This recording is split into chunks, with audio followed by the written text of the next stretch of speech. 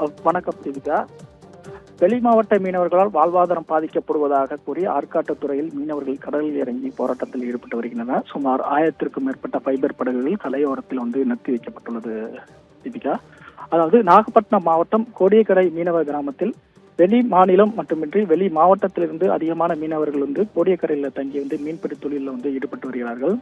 குறிப்பாக ஆண்டுக்கு 500 படகுகள் வெளி மாநிலம் மற்றும் வெளி மாவட்டத்திலிருந்து கோடியக்கரைக்கு தங்கியிருந்து மீன்பிடி தொழிலில் ஈடுபட்டு வருவதாக அங்கு உள்ள மீனவர் தரப்பிலிருந்து தெரிவிக்கப்பட்டுள்ளது.